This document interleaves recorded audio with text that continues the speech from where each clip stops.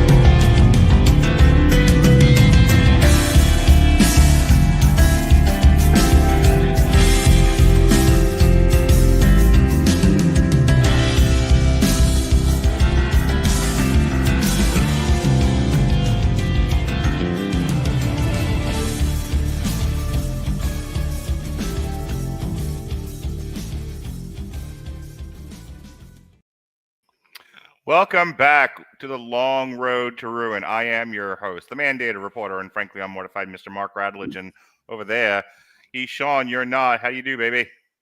Hey, everybody. Hey, guess what? By my math and the way I tend to know my body, I think I've got about 30 minutes before the gummy really starts to kick in.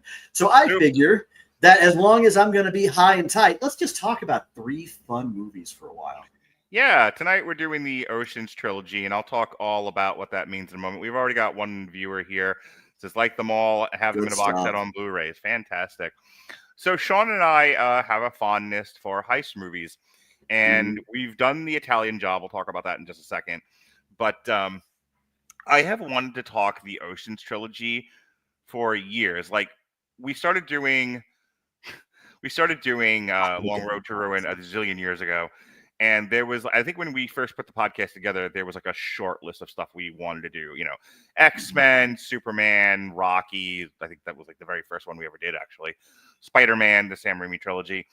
And then as the show went along, we were like, you know, we can not do comic book movies. We could talk about something else. And I always wanted to do the Oceans trilogy, and we just never got to it. So this year we're having fun.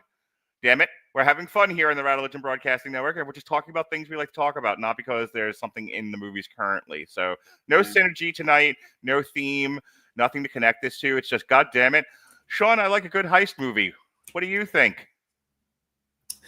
I don't know. For as much as I love a good, high-minded or bold or just terribly original movie, there is just something that really... The year was 1982.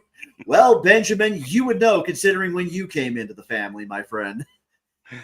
So, by the way, I just realized this because I've never toggled this on. It says show comments on stage, so like right here under your pretty little face. Yeah, I noticed that. Without me having to make them big on the screen, they're all right there. So look, everyone, you can see yourselves now. You can see my girlfriend's in a gummy cloud. It's fantastic. Anyway, you were saying.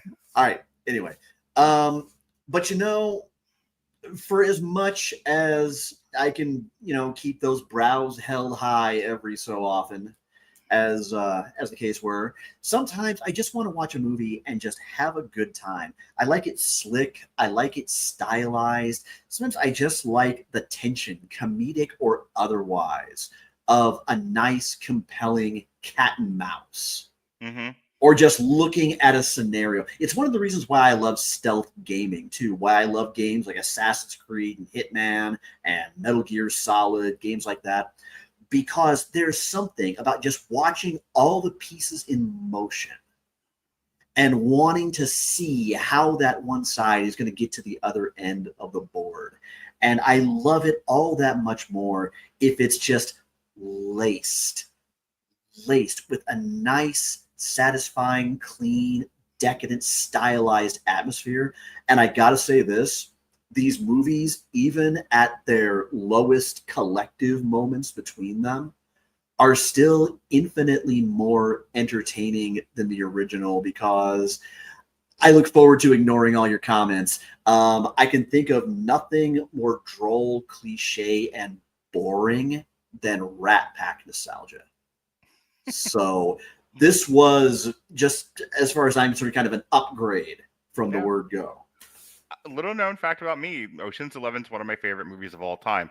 I like 12 and 13 just fine, but I don't like, this isn't like my favorite trilogy of all time, because I have less fondness for 12 and 13, especially 12, than I do Ocean's 11. Ocean's 11, like, put a gun to my head and be like, pick five perfect movies, and they can't, and three of them can't be the Lord of the Rings trilogy.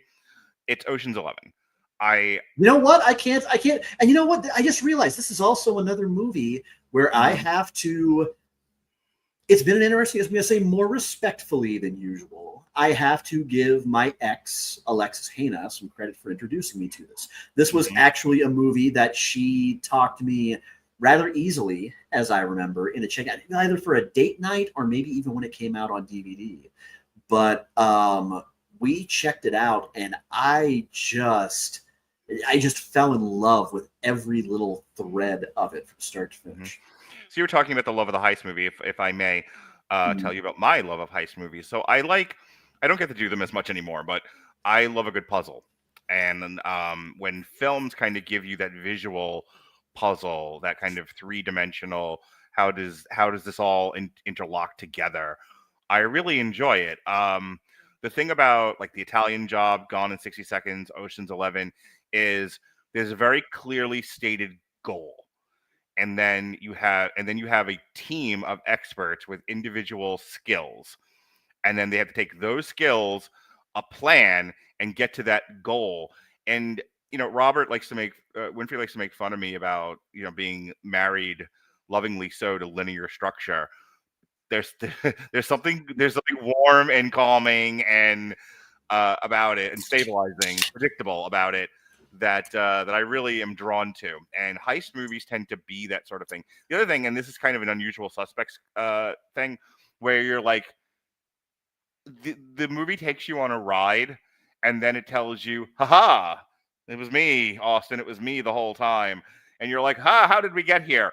And so and so like I brought up The Usual Suspects because it does a really good job of. I was going to say, would you consider The Usual Suspects a heist movie? I've never really thought of it that way.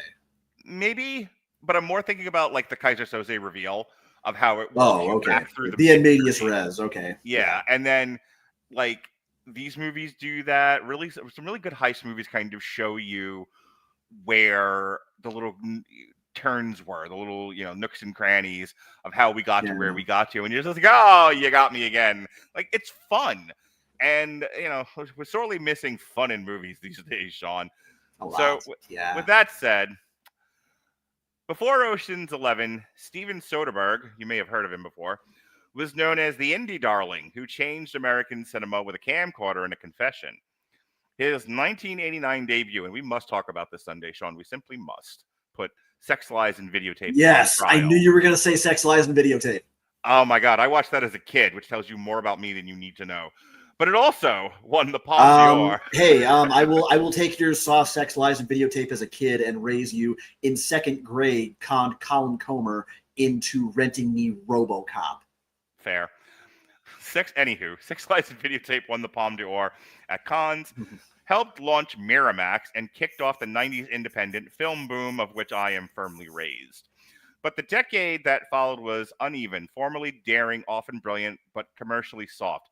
Films like Kafka, The Underneath, and Schizopolis, which is, I once saw Schizopolis open up for Metallica in 1989 at the Nassau Coliseum, kept his reputation alive among cinephiles, but didn't move the needle with audiences. And then came 2000. In the span of a single year, Soderbergh directed Erin Brockovich and Traffic, earned 2 Oscar nominations for Best Director, and took home the statue for the latter. He had proven he could master the system, serious dramas, real box office, critical acclaim. And yet, instead of doubling down on prestige, he pivoted. Ocean's 11, the film at hand, wasn't just a slick studio job. It was a deliberate recalibration. As critics like A.O. Scott noted at the time, Soderbergh was exploring how to work inside the machine without being consumed by it. He wasn't selling out, he was showing that an auteur could operate at scale. Ocean's 11 was proof that commercial filmmaking didn't have to be dumb or joyless. I feel like I've heard that before. It could be precise, stylish, and smart, and still make $500 million. Released in 2001, Ocean's 11 wasn't just a remake of a Rat Pack relic, it was a genre reboot. The film replaced mid-century swagger with early 2000s cool, like George Clooney, Brad Pitt, Matt Damon, Julia Roberts, Don Cheadle, Andy Garcia, every scene dripping with charisma. Embarrassment of riches. Absolute embarrassment of riches. Shot in saturated golds and split-screen rhythms, scored with David Holmes' breezy funk jazz. Is there any other kind? It was the rare heist movie that never relied on violence, tension, or tech gimmicks. The stakes were emotional. The victory was style itself. The success of 11 let Soderbergh stretch further. Ocean's 12 in 2004 deliberately threw formula out, replacing the crisp Vegas machinery with a looser European art caper that was more about self-awareness than suspense. It's his favorite of the trilogy and maybe the boldest middle chapter in any franchise since The Empire Strikes Back. And then in 2007, Ocean's 13 brought the crew back to Vegas and back to structure for a slick revenge caper that closed the loop.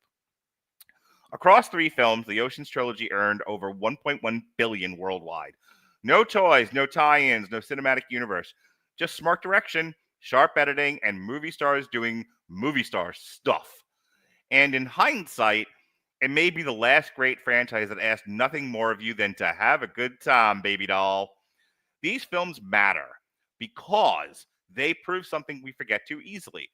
A blockbuster can be good because of its director, not in spite of him. Soderbergh didn't disappear into the studio machine. He took it apart and rebuilt it cleaner, faster, and cooler, baby. So tonight on The Long Road to Ruin, we crack the vault on Oceans 11, 12, and 13, a Master Thief's trilogy and a master director's quiet flex. With that said, Sean, let's get into Oceans 11. What'd you think of this movie? My God, where do I even begin? I think that we'll start with the chemistry of the cast because I wish I could remember which critic it was at the time. But I remember reading that somebody was kind of rolling their eyes at how it felt like George Clooney, Brad Pitt, and Matt Damon and Julia Roberts, who were all very tight real-life friends in particular, it felt like any moment one of them was going to look at the camera and wink and say, boy, we're sure having a good time here. And to that critic, I say, the fuck's wrong with that? What is wrong? What this was the Hollywood equivalent to the days back when the NBA All-Star Game was fun. This was just a bunch of seasoned pros who weren't competing. It wasn't about outdueling each other at the box office. It wasn't about quibbling for Oscar noms. It was just a bunch of pals that got together and decided to make a heist caper. It just feels that natural. It's like how the best comparison I could come up with was like how when you're watching, say, Psych is one of my favorite shows. It's a lot like watching James Roday and Dule Hill, except times about 5, because you've got 5 different people, and at any given time, you almost wouldn't know there was a script.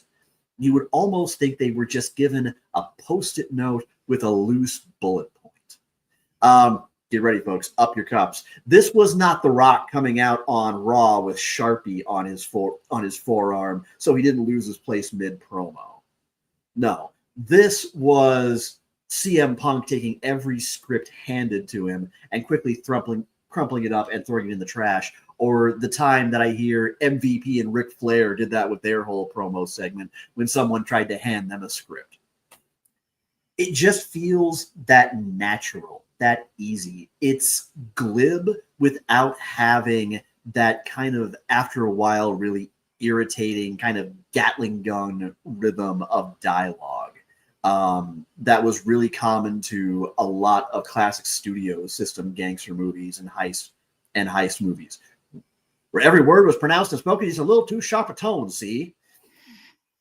It never devolves into that. It never breaks down into anything like that. Although I did love the kind of invented slang by Brad Pitt, especially throughout it, and how Brad kind of took it a little bit further. I remember on the DVD commentary that I listened to sometimes back when Alexis and I were together, which, by the way, it's an excellent DVD. Highly recommend picking it up if you don't have it.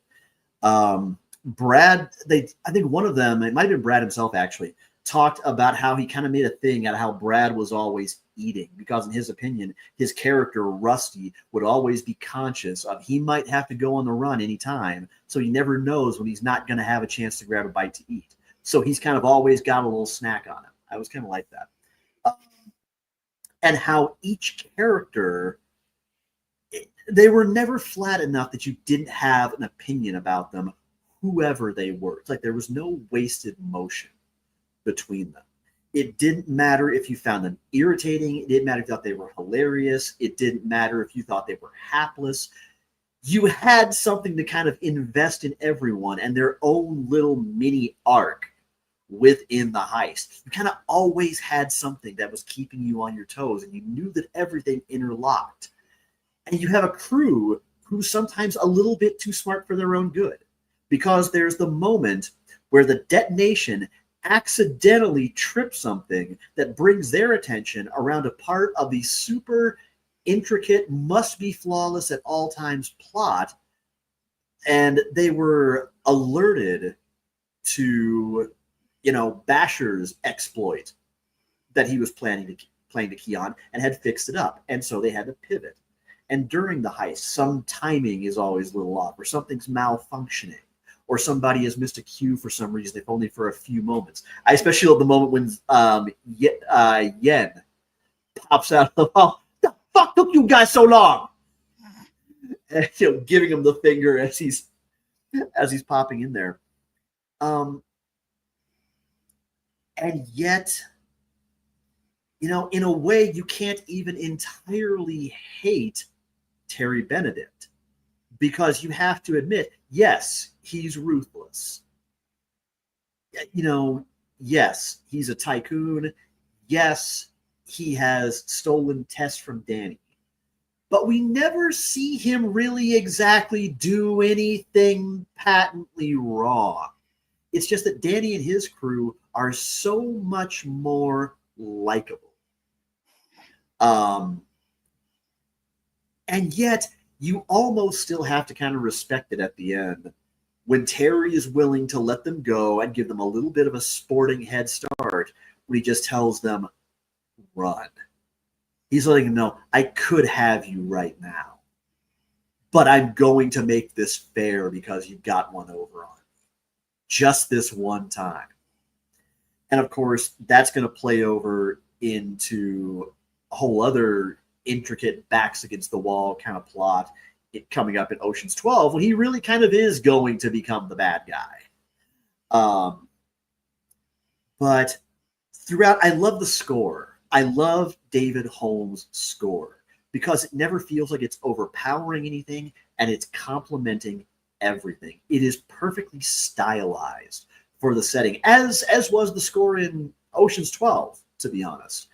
There's not much incidental music is there, but it feels like what is there so that everything can feel very Vegas, especially the remix of A Little Less Conversation, the Bellagio Fountains theme over the end. That stuff fits. And I love that it's all amidst the atmosphere of, the already simmering chaos of, I have been kind of in the proximity of one, of a Vegas fight night, a Lennox Lewis fight. No less. God, did that make me a little bit nostalgic. Loved Lennox Lewis. I was a huge fan. Everything is tightly paced. The double backs are just flawless, and they're always not even one step ahead, but just a half step ahead. And really, as you go through the entire thing, unless you truly hate fun, there's just not much to patently dislike about this movie. Something might not be your speed, but you can't really look at things the way we find little tropes in things like Michael Bay movies or M. Night Shyamalan movies that we just detest because they kind of became part of the status quo in Hollywood. there's just nothing here to be mad at, and so much to have fun with that I can't imagine how you come away from this and just still be in a bad mood.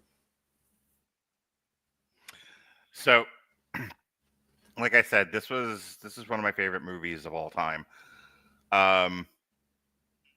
Couple of things I wanted to discuss. You brought up the one of my favorite things in this is overall the details, but the one specific detail that always cracks me up and I never get tired of is the running gag with Brad Pitt and eating. I always like if somebody ever hits me on the head and I lose my memory, I will still always remember Brad Pitt eating in every scene that he's in Ocean's 11. and it's like never anything like clean. He's always like wiping his hands, like that burger at the end. That gave a like little bit of the heartburn. Yeah. Right.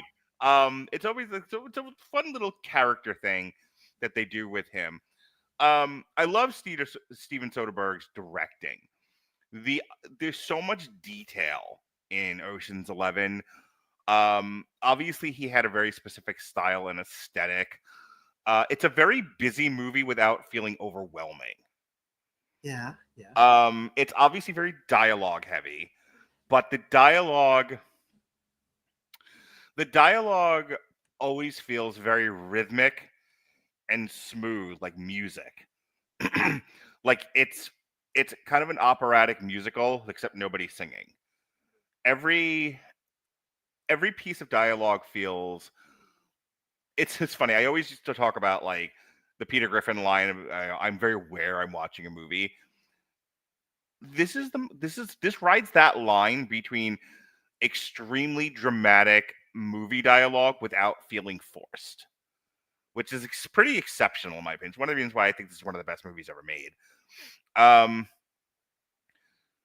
Everybody, it's a large cast. This is a very large cast. It's a lot to manage, but everyone feels like a fleshed out character, including Julia Roberts. You don't meet until halfway through the movie, and she doesn't get a lot. But it's funny you mentioned. I'm going to be like all over the road here. It's funny you mentioned like Andy Garcia doesn't really do anything wrong. Yeah, he's being robbed. He's a and dick. And it's like, well, like, who cares? But like you threw the line out like he stole Tess from Danny, and I'm like, did he though? Danny. Yeah, that's true. I'll let you have that. Danny went to prison, and Tess who felt betrayed at the time, felt lied to, moved on to a guy who seemed stable, and honestly, he doesn't ever treat I'll Tess give you that badly. One. Yeah, that's the other thing about Andy Garcia's character. It's like we're all cheering for George Clooney because he's George Clooney at the height of his powers in 2000. He's the Frank Sinatra character in this movie. He's the big lead hero. So yeah, we want Danny to get the girl in the end, and there's an element of this that I don't think I ever really paid any attention to and didn't care about until I watched it, and I'm in my almost being 50 years old, is how romantic this movie actually is. If you define romance as gesture, when you think about what Danny is doing, yes, he wants to make money. He wants to rob 3 casinos. Yes, he wants to get Andy Garcia back for feeling like, he swooped in and took his woman that he's forever in love with.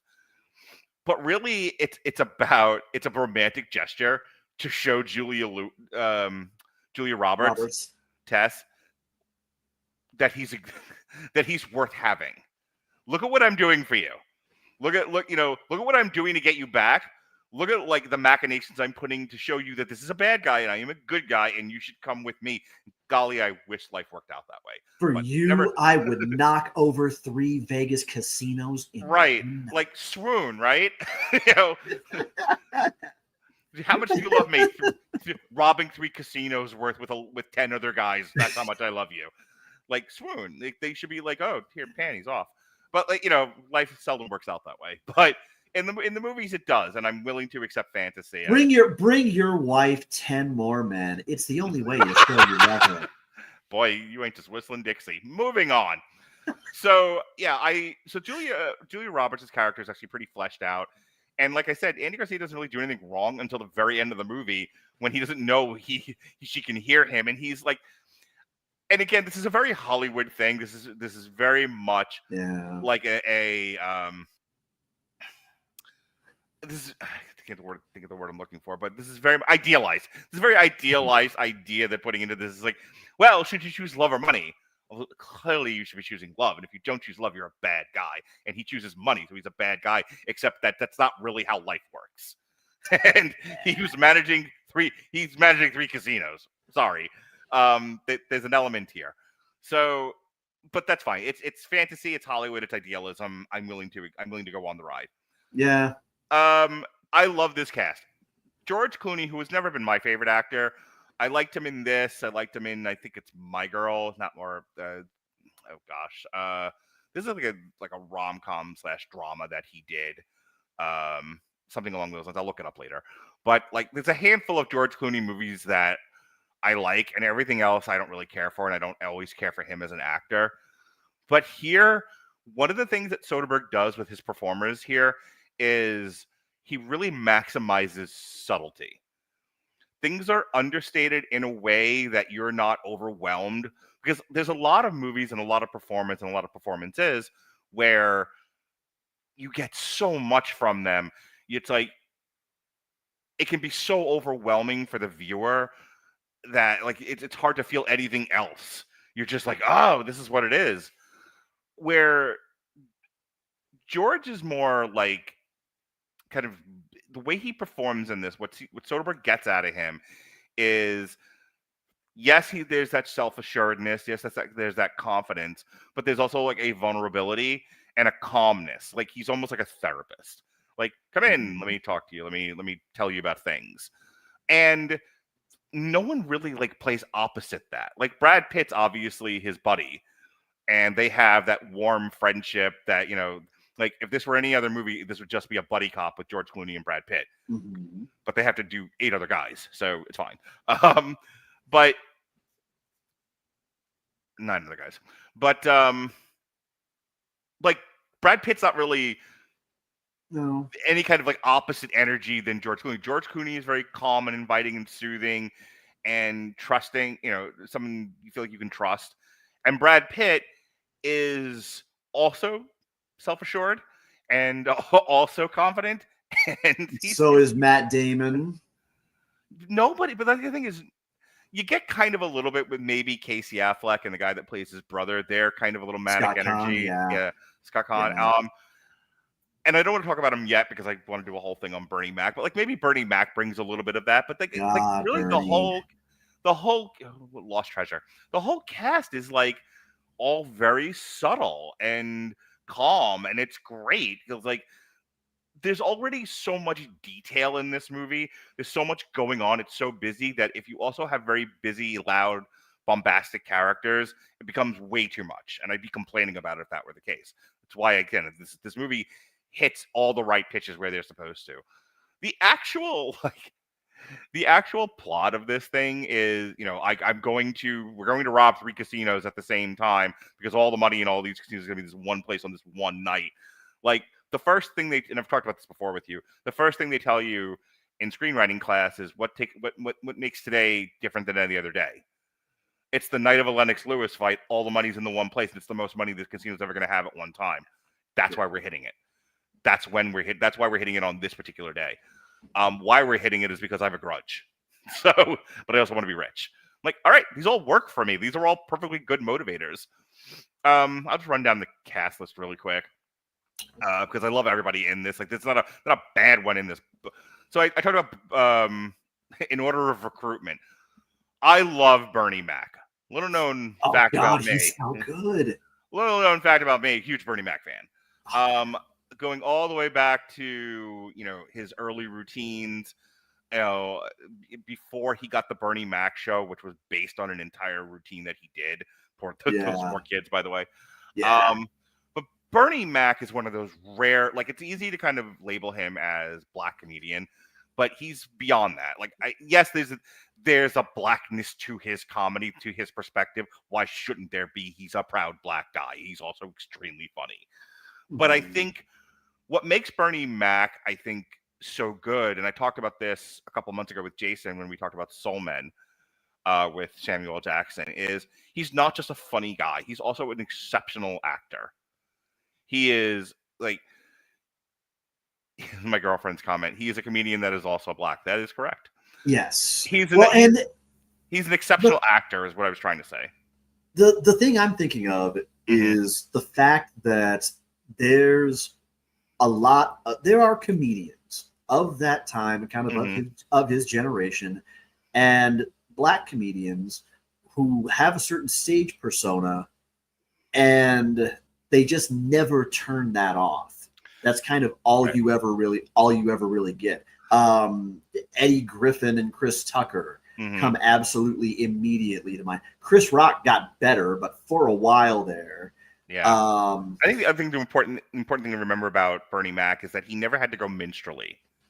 No, and that's what I was getting at, is the fact that Bernie was one of the rare ones that I would kind of put more in a line with like Eddie Murphy as someone who showed that they have some range and that they can flip the switch the other way and bring a lot of humanity to a role when you give them a chance. If anyone's wondering, like who are you talking about when you say that? Like Martin Lawrence never could seem to get out of his own way. No, and his stage performance was kind of all he could do.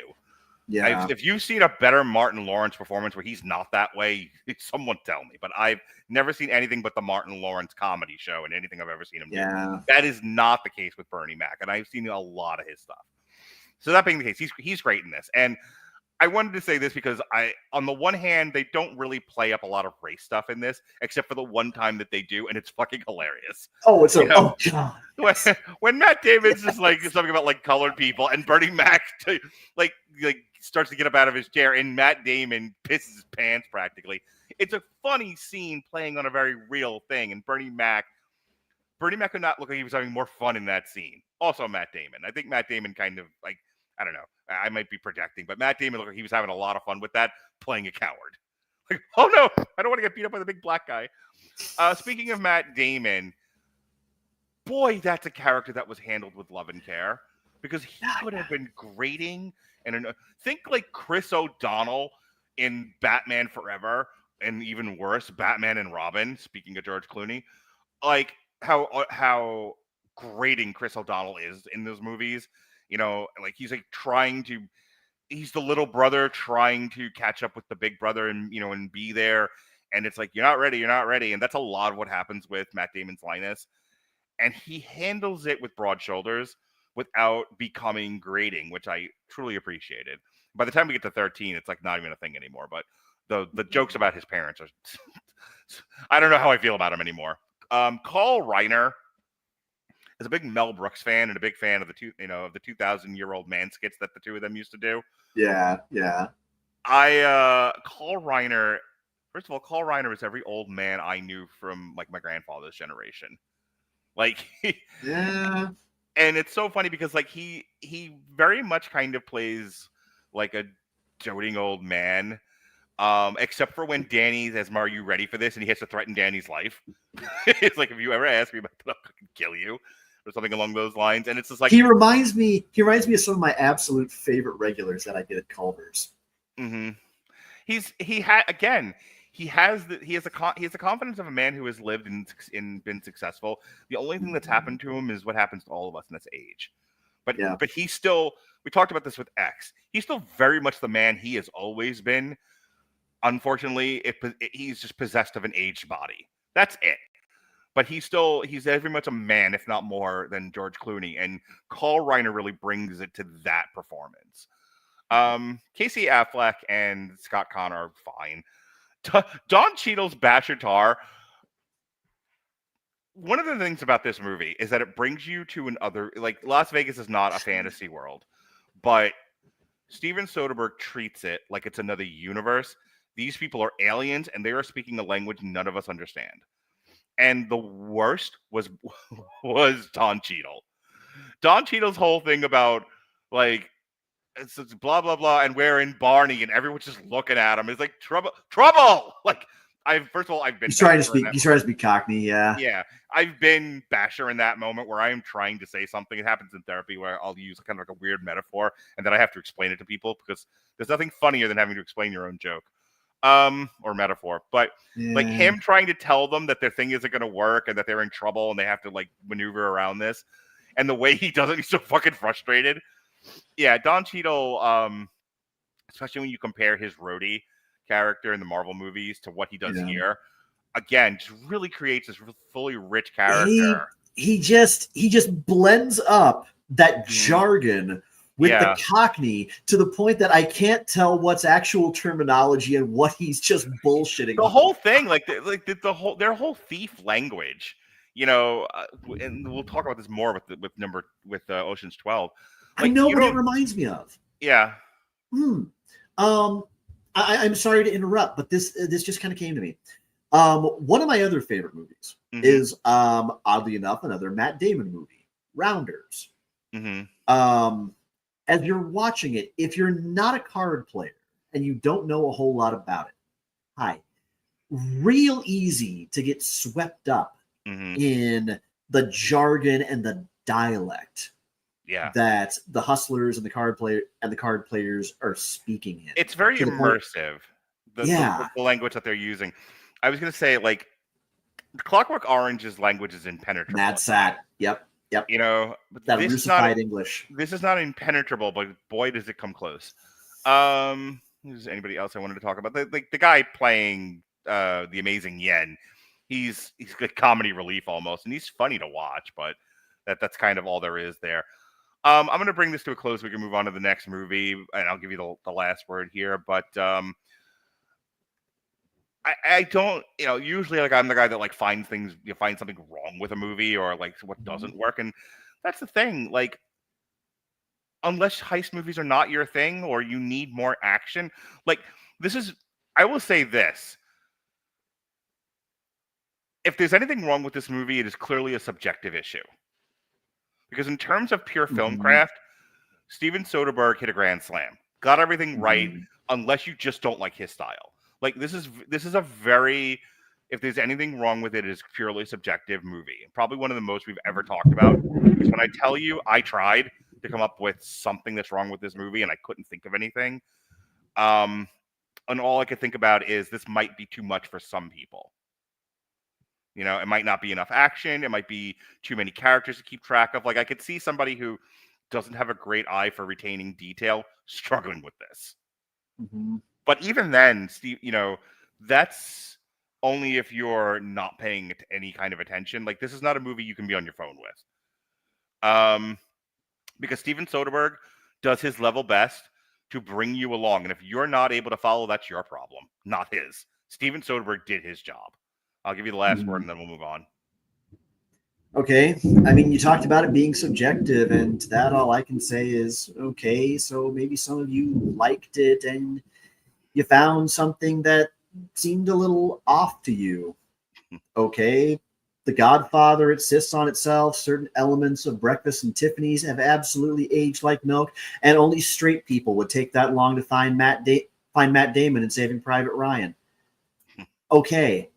It just means that it wasn't your yum. But objectively, I think a lot of this is so meticulous and so balanced and so well placed. Just because people don't know the details doesn't mean they don't pay attention to detail. Exactly. True. But so much of this, I think, feels like it could almost be a film school instructional manual on how to take a movie with a generous budget and, like I said, an absolute embarrassment of riches cast, but how not to lean too much into just throwing money at the screen and star power and actually still make a substantial movie out of the already pristine gifts that you've been given to work with. In fact, I would say that, Ocean's 12, just to kind of segue into it, I think if it doesn't measure up to the first one, it's only just barely missing. So I'm going to say this and then I'll throw it back to you. So how you see a movie, it's really successful, and then it gets greenlit for a sequel, and a lot of people don't like it because it's so unlike the first movie. It's almost a different animal altogether. and people can't accept it. Like, no. I like the first one. Do more of the first one.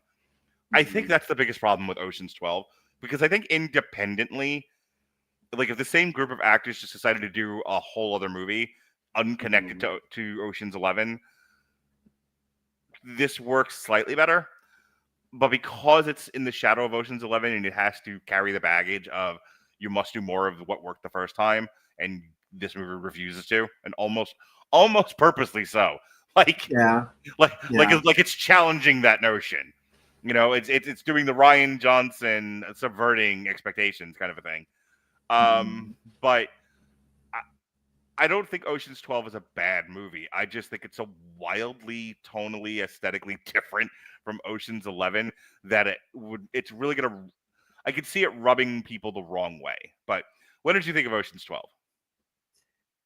To be honest, I kind of like taking that tonal change and laying it over the same key moving parts. I think it freshened it up just enough for me. It took it to a different setting. It raised the stakes. It put the crew's backs against the wall in some innovative ways. But it still managed to give me just enough of what sucked me fully into Ocean's 11 with a few new twists, like Rusty suddenly being in Danny's shoes. I thought Catherine Zeta-Jones was an outstanding addition as a foil in the movie. Much like, what's his name? The Fox? Yeah. Yeah. Kind of having a thieves duel with Danny. I thought that was a neat concept. And now everyone, so many more people have kind of more personal stakes in this. I thought the little meta bit with Julia Roberts was a thoroughly amusing touch. I remember a lot of people shitting let on me that interrupt for you some just reason. 1 second. Let me tell you how I skipped a lot of that stuff. Like you know me, I don't handle a lot of awkward humor well, and you know the words "no wasted motion" get thrown around a lot these days. And Steven Soderbergh's Ocean's 11 is such a firm, no fat on it, lean machine. And then you get to 12, and It you get to definitely that feels glossier. yeah, and you get to Yeah. 12, and you get to that scene with Bruce Willis and Julia Roberts, and they're doing the meta thing, and it just feels like they're a little too in love with their own joke. And I, for one, I was like, I can't do this. I have to fast forward through this. I can see that, but I still chuckled at it all the way throughout. I'm not the least bit fucking sorry. But I will say that I think that I can see how, like I said, it would miss the mark of equaling Ocean's 11 just because so much of it is reliant on that same chemistry. It kind of it's strange to me how it kind of works for it in that I remembered it so much. I enjoyed it so much for the first one. I'm glad to see it back in this one. But at the same time, I can understand people who might get a little bit bored after two movies that kind of feel dissimilar. I'm kind of the gaming guy, or one of the gaming guys on the channel and in my friend group. It's kind of like how I'll look at games like the Batman Arkham series, especially, and how the sequel gives you, obviously all the callbacks, all the continuation, all the everything of the first one that you loved, but at the same time, it's finding new ways to expand, new ways to continue kind of testing its limits a little bit while never sacrificing that satisfying familiarity and that tone that they know works. The other example would be Alien to Aliens. You brought back plenty that worked from the first movie, but you just found a way to make it work in a different setting, in a different atmosphere. It's good that it's all back, but it just, with the exception of the fact that it feels a little more glossy and a little more opulent and indulgent in places, it doesn't feel like it improves on itself in enough ways. But it's still a good watch in the end. Yeah, I like Brad Pitt and Catherine Zeta-Jones have really good chemistry together. I don't know how I feel about like the resolution to the movie being like this kind of becoming Catherine Zeta-Jones's story. which I can see again. This is I got to keep it simple here. This is very much because I'm thinking about the greater audience ideas about this, what these movies are. This is the George Clooney Brad Pitt show, and you made the second one more about Catherine Zeta-Jones, who isn't even Julia Roberts. Like she's not one of the original. So you introduced a new character.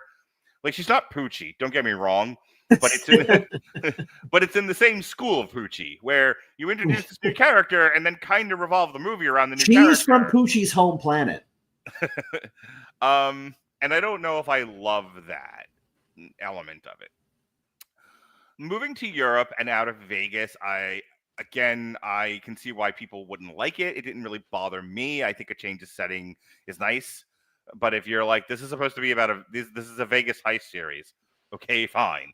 If they did a second Italian job and moved it to, fucking Denver, Colorado, like, all right, hey, this is the Italian job, for fuck's sake. Why are we in Denver? That kind of thing. I do like the plot of this. The plot of this being Andy Garcia catches up with everybody and it's like, pay me back, or you pay me back with interest, or I'll kill you all. How about that? And they're like, all right, well, he's Satan, and there's no getting away from him. Like, we robbed the devil. It didn't work. All right. Okay. You're the bad guy, Andy. Now you really are. Yeah. So now they have to figure out how to pay back Satan, which I'm fine. I'm fine with that element of it. Introducing the second thief, whose name I don't remember.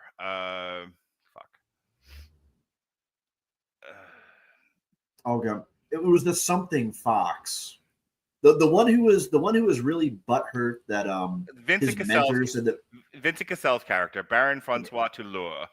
Toulour, that's it. Toulour, yes, yeah. The Fox is the other guy. But yeah, introducing him. Gosh, he does that one scene where he has to dance along the capoeira scene. Yeah. Yeah. And I'm just, and maybe at the time that hadn't been an overdone thing, but by now I'm looking at that like, really? We're doing this gimmick again? The only example I can think of where it had been kind of done by that point, at least in that way, I'm thinking of I want to say was it Catherine Zeta-Jones in the Thomas Crown Affair? Maybe. Where she does something like that. And there was because I think that came first. And then in Get Smart, Anne Hathaway kind of parodied that. Mm-hmm. And and Jane Silent Bob Strike Back parodied it. Yeah, and then I think I want to say, God, where is Alexis when we need her? I think it was probably the Thomas Crown Affair that probably sparked that. I feel like I've seen it a lot. And so looking back on it here, I'm like, this again. And it was another one that I kind of fast forwarded through. I'm like, we get it. He gets it. He gets through the lasers. Because the secret to defeating a laser defense system is dancing. I think we should totally try that with missile defense. Like, combat dancing. Yep. Fucking China launches missiles at us. We should all just start dancing. It'll knock the missiles away.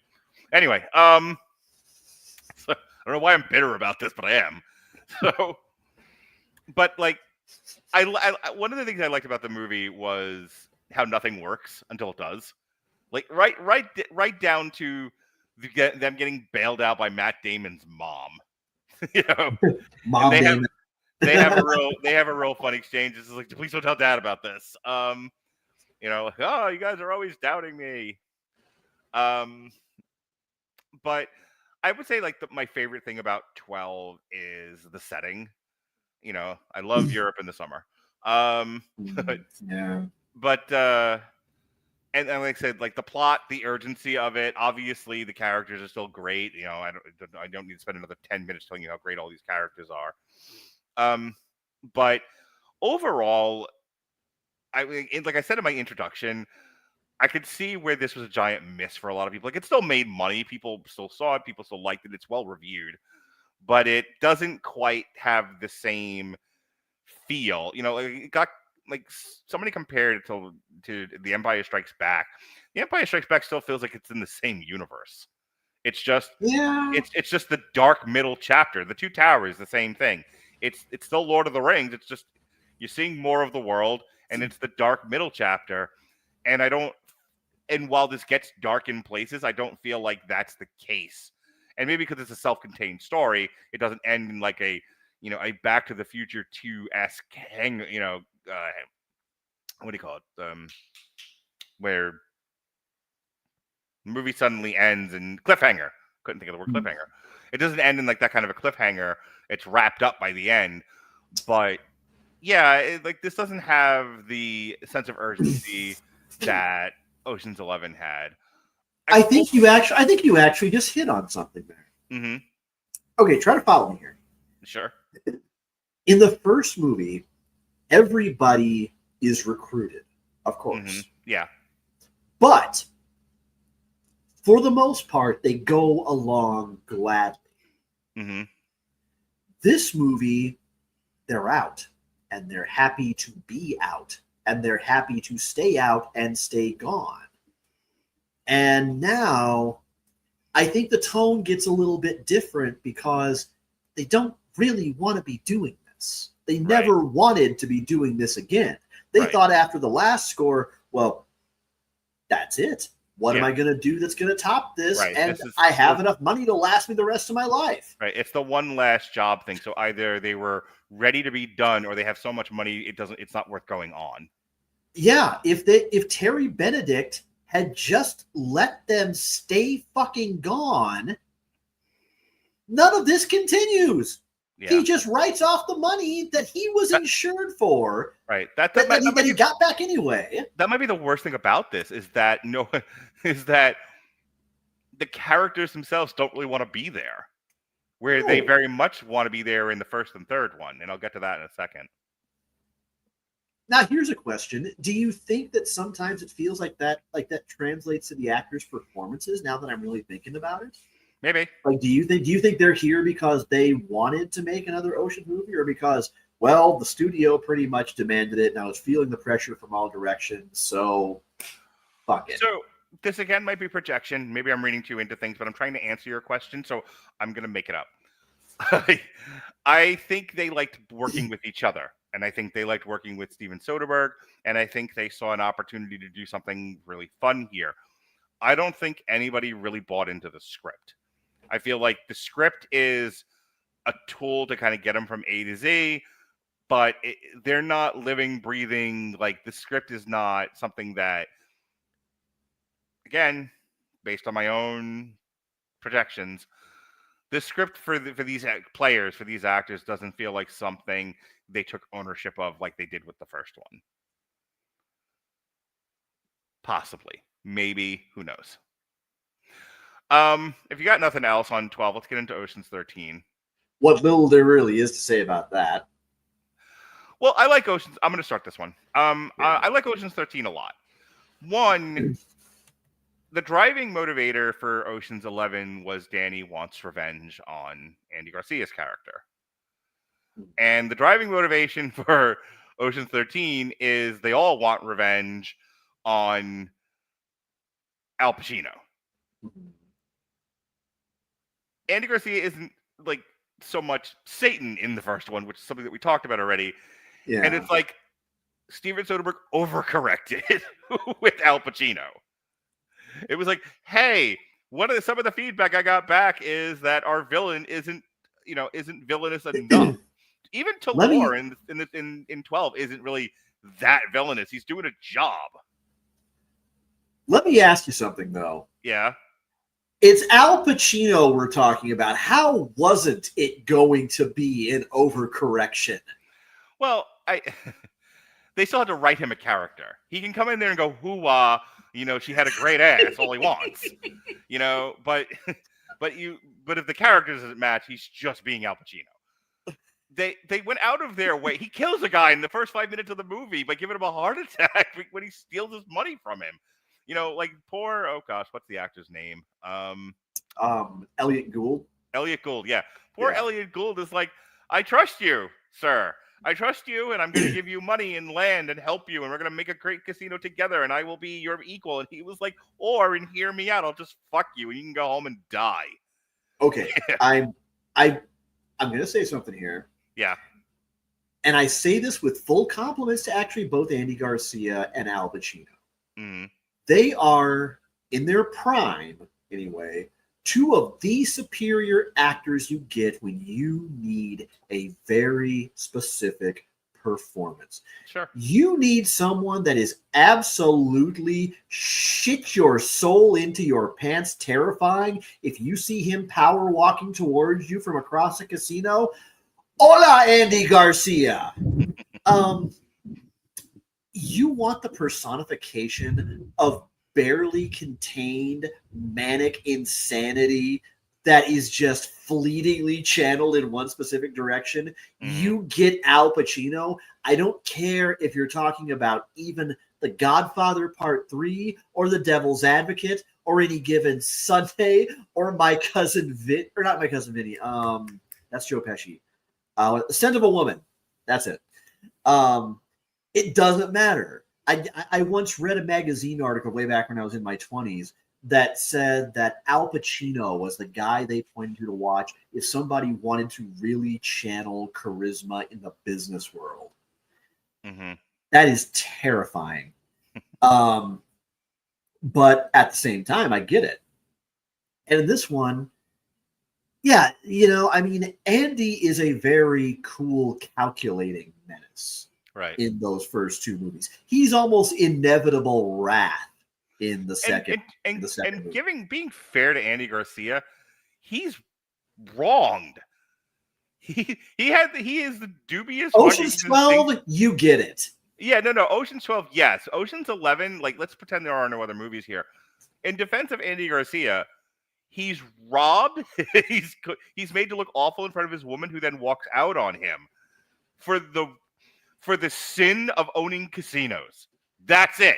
That's what he did wrong. And I understand in the year of our Lord 2025, anyone with money who owns anything is bad. But back in 2000, it didn't quite go that way. And that's all that happened in that movie. Now, by the time we get to 13, you're like, all right, he's also the devil. But it's like I said, going back to and sticking now with Ocean's 13, they really overcompensated and overcorrected with Al Pacino in here. It's like, all right, in the first 5 minutes, we're going to show you he's a terrible human being. He's a backstabbing cad, a son of a bitch, and he's going to almost murder somebody by giving him a heart attack. And then over the course of the movie, he will never be redeemable. At no point in this movie is Al Pacino sympathetic. He's a dickbag from moment 8. When after they've gotten away with robbing him blind, and almost causing a fucking earthquake, shattering his entire casino. This poor guy. Not even like Drago in Rocky IV does a man stand with such defeat. He's just like, I am been beaten every possible way that I can. My manhood has been taken from me. Everything about this moment feels wrong and awful. And it's great. Like Al Pacino, a masterclass in subtle acting from the same guy who went, she has a great ass. Well, now, hey, just because that's what he does best doesn't mean it's the only thing he does well. Sure. So anyway, I like Ocean's 13 a lot. I like it a lot more than 12. I agree with the decision to bring it back to Vegas. I like that this is a revenge plot, just like the first one, but different. I like that this is, that these are friends, these are comrades. There's a thing, and it's said at the beginning, it's like, but you shook Sinatra's hand. There's a code. Every man must have a code. Take a drink, everybody. That's from The Wire. And here we have a guy. So there's a bit in I think it's The Wire season 3, and I'm bringing it up because it reminds me of this, where they're trying to, Barksdale's crew is trying to go after Omar, and on a fine Sunday, he's got his grandmother in her church clothing and her church crown, and he's trying to shuffle her into a cab so they can go to church. And two of Barksdale's guys, see him, and they're like, "Oh, now's our chance! Shoot him!" And they are reminded rather harshly that they violated the Sunday truce. This is a known thing among old heads and people who know what's going on in the hood. You don't try to kill each other on a Sunday on the way to church. And you went ahead and did that. You could not have made us look more bad and more wrong. There's almost no way to get around that. Kind of a similar thing here. We have a code amongst us. Without this, we are just animals. Nothing can ever get done. We are at Maslow's base level of need. and you violated that code for greed, for no other reason. And and if anything, this has almost that like you must repent for your sins kind of feel to it. Like you committed a sin so bad, it draws God's wrath in the form of being robbed blind and humiliated in a very public way, which is something I very much like about this movie. I like, Ellen Barkin's good. She adds a nice flavor to it. Her stuff with Matt Damon's pretty hilarious. Like that's one of the few things I watched that I didn't cringe when when it came to like really silly over the top comedy. I don't understand why we had to bring back Talor. I don't think he added anything other than they needed him at the end to do the switcheroo. But I was like, why do Well, he was in the second one, so let's bring. This is the Avengers. We have to bring everybody in. No, you don't. We didn't need Talor in this movie. He felt excessive. Yeah. The stuff bringing Andy Garcia in and having him part of the plot was fun. I wish they did a little bit more with that. And then the thing they do with him where like they donated he doesn't get any money. They donated it to a camp. And he's like, well, if you don't like it, we'll just pull all the girls out of this camp. And so Andy Garcia, being the devil, but being also awesome, goes on Oprah and makes himself look awesome. Perfect. Well done, Steven Soderbergh and whoever wrote that. The actual robbery in and of itself, when they finally like do it, it's not as slick and interesting as the first one. It's fine, it's acceptable, and I'm looking for things to criticize. So it's not as good as the first one. It's perfectly acceptable, though. I'm going to take a breath and let you weigh in on 13. I mean, I just don't really have a whole lot to add except that it was an enjoyable finale and a perfect way to kind of go out with a curtain call that hits every note you could ask it to, especially having Danny and Rusty and Terry all on the same page for the literal one last job. I like the fact that the only guy that they could apparently come up with that could really match their chemistry was just one Al Pacino. And really, when I think of who else was really working in Hollywood at the time, I think the only way it could be better would be Willem Dafoe or Christopher Walken or something. I think I now realize what Ocean's 11 really is.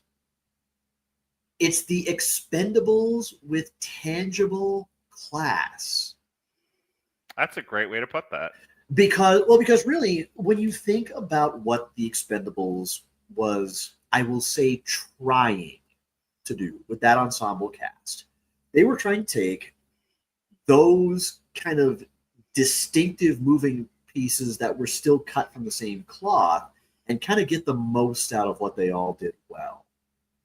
That is what all three of these movies do best, is they exude chemistry, just flawless chemistry. Like each piece is just perfectly cast, perfectly fit. Mm-hmm. There really are none, with the exception of the fact that, as you said, Al Pacino might have been a bit much, but again, you knew what you were getting. There really aren't many parts that really grate against each other. You could maybe make that argument with Catherine Zeta-Jones in 12 that it felt awkward making so much of it more her story seemingly than Danny's. Right. And the rest of the crews. But even she wasn't a bad fit. Just maybe used in the wrong place. This one can feel like more of the same, and it is. But at the same time, they just kind of wanted to go out with some finality, and they gave us some fun along the way that never strayed too far from kind of the safety net of what worked the first two times, even if it doesn't always execute those elements quite as well. Like you said, like the heist was probably the most underwhelming of the three. But even this, I can't call a patently bad movie. It's just the least good. Yeah. I like Ocean's. Obviously, I like Ocean's 11 the best. Then this one, then 12 is last. Have you seen Ocean's 8? I have not. So I saw it on a date years ago. It's fine. Okay. I do think it's an example of don't just gender swap for the sake of gender swapping. Yeah. Like kind of like the all females Expendables movie. Yeah, or the all I think it sounded better on paper than it really ended up being. So I don't want to go off on a tangent here, but like I've defended pretty ardently the 2016 Ghostbusters, which I'm coming around on. But I think like the argument for this is where I'm going with this. Well, the first one had all men in it, so this should have all women, and let's everyone should have a turn. Like it had all men in it because those three guys all work together. Like Bill Murray, Harold Ramis, and Dan Aykroyd were kind of a unit. They're just like you could make an argument that instead of having what's his face, Ernie Hudson, maybe replace him with Gilda Radner, but she may have been dead by that point. I have to look it up. Or Jane Curtin would have been. But we did get Annie Potts at least. Yeah, but my point is like there's the reason you don't have a fourth like female Ghostbusters because there was no I see what guy you're saying. in that unit. That's my point. Like you could have made. I'd have to look up when Gilda Radner died, but the only other person who like worked and meshed well with those three guys from the not yet ready for primetime players era of the Saturday Night Live was either Jane Curtin or Gilda Radner. And I don't think what about Lily Tomlin, Rita Rudner? Maybe, but do you see Lily Tomlin or Rita Rudner running around with a Ghostbusters pack on? Oh, okay, wait. Rita Rudner, definitely not. And yeah, now that you mention it, if you were going to swap anybody out for Lily Tomlin, unfortunately, it would have to be Rick Moranis, and you would lose out on such a great supporter. You'd ruin the movie then. So Benjamin with the hot take, and Eddie Murphy came very close to getting cast in the Hudson role, which again would have been fine. Like that's my point. You know, doing an Ocean's movie for the same reason, doing an all-female Ocean's movie for the same reason you're doing an all-females Expendables or an all-female Ghostbusters misses the point. And if somebody's arguing like, okay, but why are there no women in the Ocean's 11? Okay, for one, it's a remake of a Rat Pack movie, and I don't think anyone gave any more thought to it than that. I think like if I don't know, Ava what's her name? Ava DuVernay, the chick who did the last Marvels movie. Like if she was doing an Ocean's movie. And you just were like, okay, all new cast here. Let's just get 11 people that we think would play these roles well, and let's not worry about their gender or race. Fine, I'm all for that. Yeah. But doing a complete swap, just to bring this conversation to a close, for no other reason than there were no women in the last three movies, so we should try to pump fresh fucking air into this and pull whatever blood's left out of it. So we'll do, it's like, I think there's an intellectual dishonesty about it that rubs me the wrong way. I think I have something to add. Oh, good. I want to throw this out there. One